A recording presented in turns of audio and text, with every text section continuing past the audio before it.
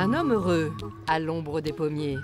C'est Denis Lebas, l'enfant du pays, qui, il y a 40 ans, à peine 22 ans, a croqué à pleines dents la pomme du jazz. Je lorgnais sur Coutances. La place s'est trouvée libre et donc j'ai postulé au poste de régisseur du théâtre. C'est-à-dire que je faisais à la fois la régie technique, je faisais le son, je collais les affiches, je faisais un peu de la programmation. J'habitais dans le théâtre, je faisais un peu tout. Mais c'était le début d'une belle aventure.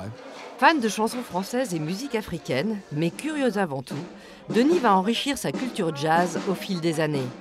Ce qu'il adore, les projets un peu fous.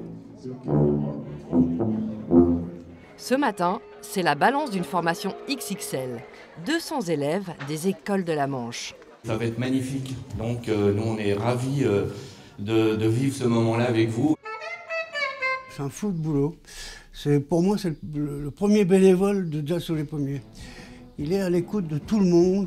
Il s'enrichit de tous les avis de chacun pour pouvoir arriver à faire un festival comme il est maintenant, c'est-à-dire avec 6 salles et donc des jazz différents. On passe au concert de la journée, donc ça a démarré avec... L'équipe de Denis Lebas, c'est 400 bénévoles pendant le festival.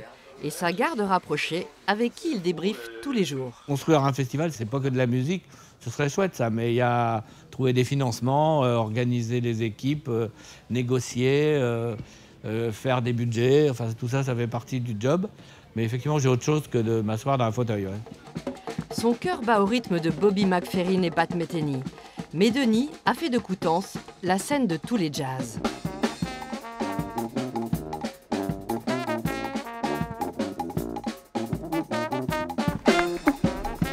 C'est incroyable dans cette petite ville quand même, en Normandie, dans la Manche, de faire autant de monde sur une musique quand même pas hyper connue. Ma plus belle fierté, c'est celle-là.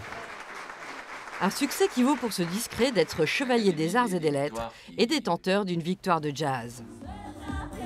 Il sait qu'il faudra passer la main, mais pour l'instant, Denis travaille déjà à l'édition 2026. L'été sera le moment d'aller promener ses lunettes rondes et ses chemises colorées dans d'autres festivals, pour proposer de belles surprises l'an prochain et peut-être souffler un peu à l'ombre des palmiers.